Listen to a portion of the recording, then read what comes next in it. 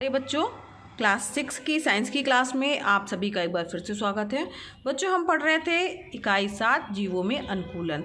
तो जीवों में अनुकूलन हम लोगों ने बच्चों इस चैप्टर को कंप्लीट कर लिया है। आज हमें अभ्यास प्रश्न करना था।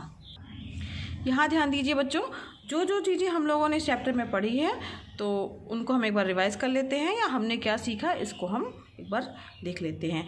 तो बच्चों, वह स्थान जहाँ पर किसी जीवधारी को पर्याप्त भोजन, सुरक्षा, प्रजनन तथा सभी अनुकूल दशाएं उपलब्ध होती हैं उसे उसका वास स्थान कहते हैं। ठीक है। जल में रहने वाले जो जीव हैं उनको क्या कहा जाएगा? जलीय जीव। जो स्थल में रहने वाले जीव हैं उन्हें क्या कहा जाएगा बच्चों? स्थलीय जीव कहते हैं। और जो जीव जल तथा स्थल यानी पृथ्वी पर दोनों स्थानों पर रहते हैं उन्हें क्या कहा जाता है बच्चों? उभयचर कहा जाता है।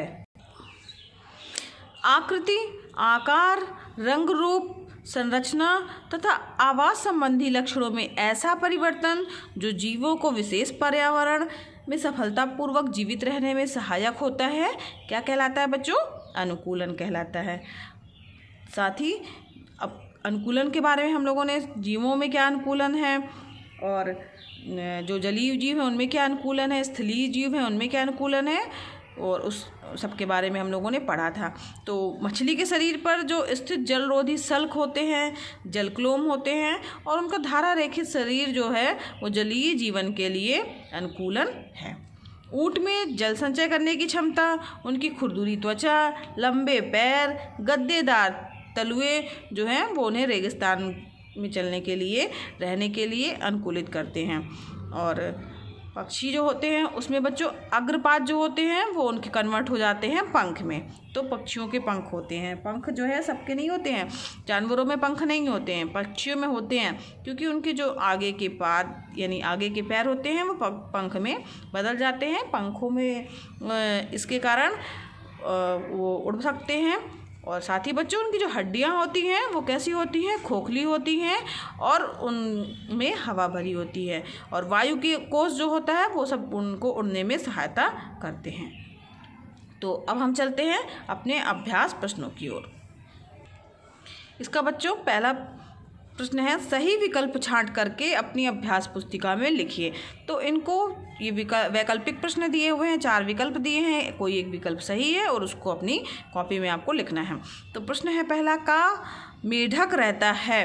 तो बच्चों पढ़ते समय हम लोगों ने पाठ जब हम लोग पढ़ रहे थे तो उसमें बताया था आप लोगों को कि मेढक कहाँ रहता है। वो बच्चों मेढक जो है वो पानी के अंदर भी रहता है, और आप लोगों ने मेढक को ज़मीन में भी देखा होगा, फुदक फुदक के चलता है ना मेढक। तो इसका मतलब हुआ कि इसका ऑप्शन कौन सा सही होगा? स्थल लिखा है, जल लिखा है, जल तथा स्थल दोनों लिखा है, और वायु लिखा है।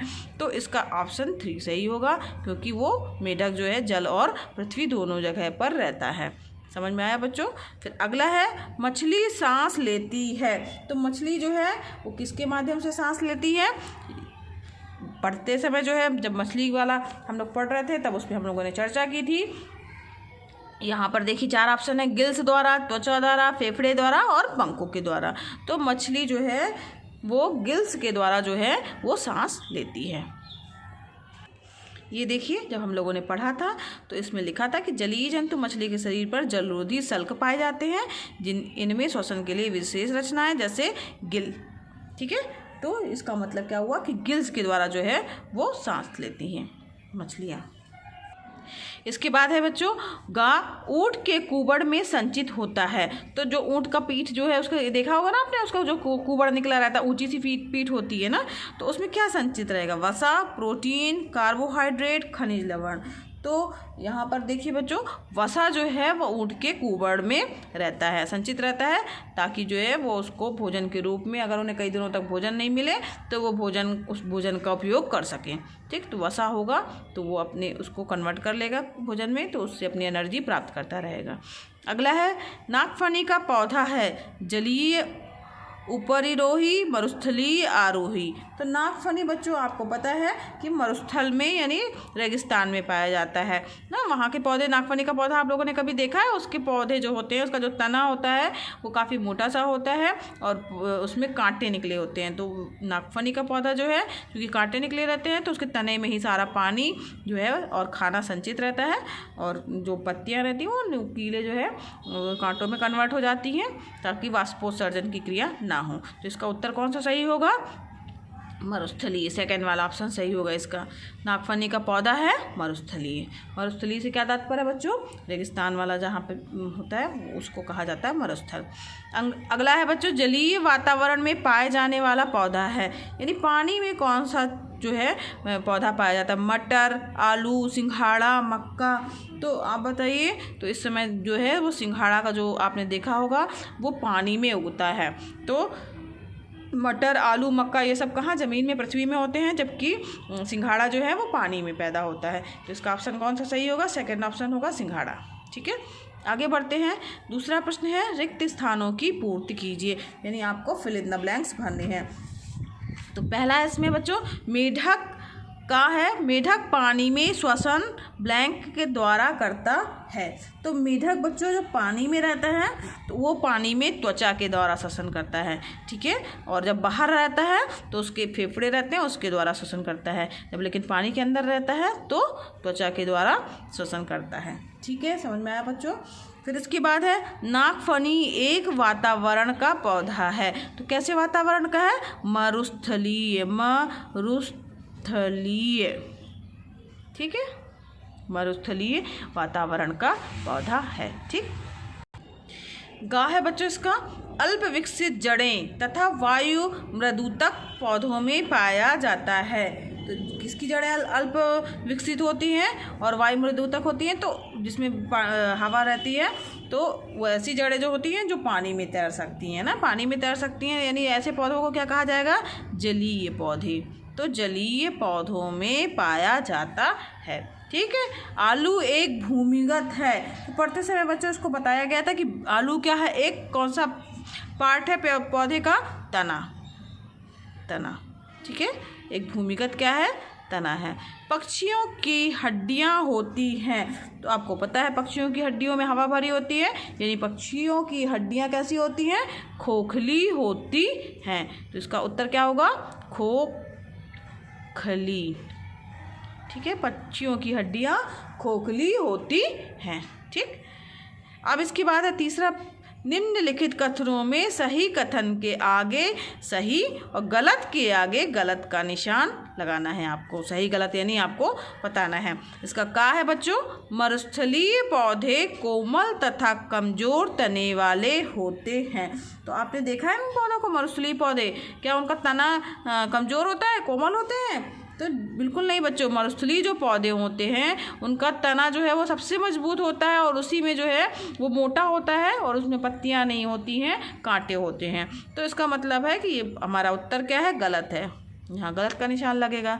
ठीक है, पक्षियों की हड्डियां खोखली तथा वायु से भरी होती हैं। तो ये एकदम सही बात है, पक्षियों की हड्डियां खोखली होती हैं और उसमें हवा भरी हुई होती है। फिर इसके बाद बच्चों, मरुद्भिद पौधों में जड़ें अल्प विकसित होती हैं।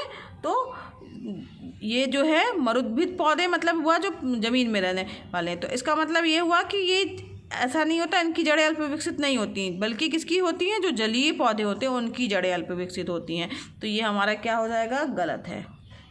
शरीर पर घने तथा लंबे बाल और त्वचा के नीचे वसा की मोटी परत ठंडे प्रदेशों में रहने वाले जंतुओं में वातावरण से अनुकूलन करने में सहायक होता है। तो बिल्कुल सही बात है बच्चों, के बाल जो रहते हैं वो घने होते हैं, लंबे होते हैं और त्वचा के नीचे जो है वो वसा की मोटी परत रहती है ताकि उन्हें ठंड का एहसास कम हो। ठीक है, तो जो उनको वातावरण के अनुकूलन करने में सहायता देते हैं, तभी वो जिंदा रह पाते वहाँ पर। ठीक है बच्चों, तो बच्चों इसके आगे जो है ये देखिए, सही जोड़े का मिलान करना है। चौथा प्रश्न है हमारा, सही जोड़ा मिलाना। स्तंभ का दिया है और स्तंभ खा दिया हुआ है।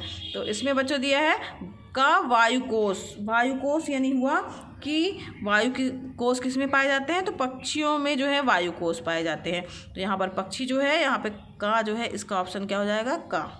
ठीक है। इसके बाद है सल्क। सल्क जो है वो किस में पाया जाता है, मछली में पाया जाता है ना, तो वो तभी तो सल्क मछलियों में ऊपर उसकी स्किन में पाए जाते हैं, तो यहाँ पर इसका खा हो जाएगा। ठीक है। इसके बाद है मेढक। तो मेढक जो है वो उनके पैरों में जो है वो 5 जाल पाए जाते हैं ना, तो जो मेढक है उसके पैरों में 5 जाल पाए जाते हैं, तभी वो उचक उचक के आगे बढ़ते हैं। तो इसका ऑप्शन क्या हो जाएगा सही, गा। फिर उपचर्म।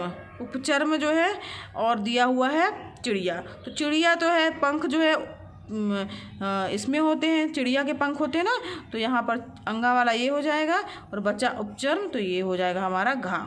ठीक है। जब लिखिएगा आप इसको तो इस तरीके से लिखिएगा फेयर कॉपी में। ये देखिए बच्चों, फेयर कॉपी में आप इस तरीके से लिखिएगा, जो स्तंभ का और स्तंभ खा है इसमें जो सही है उसके सामने सही वाला।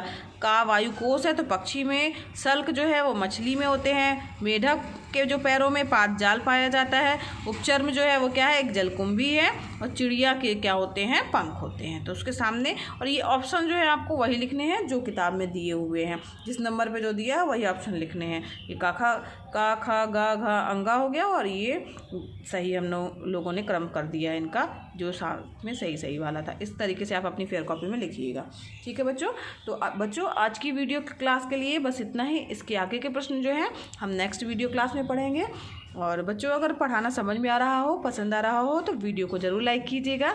आप चैनल पे अगर नए हैं तो चैनल को सब्सक्राइब कीजिए, और क्योंकि ये वीडियो क्लासेस बच्चों एकदम निःशुल्क है, तो आप भी इसका लाभ लीजिए, दूसरे बच्चों को भी शेयर कीजिए ताकि वो भी इसका लाभ ले सके। और बच्चों इसके पुराने वीडियोज़ जो हैं, पुराने जो ये पढ़ाए जा चुके हैं चैप्टर, उनके वीडियोज़ भी प्लेलिस्ट में जा कर के आप क्रम से देख सकते हैं और उसका लाभ ले सकते हैं। धन्यवाद बच्चों, मिलते हैं नेक्स्ट वीडियो क्लास में।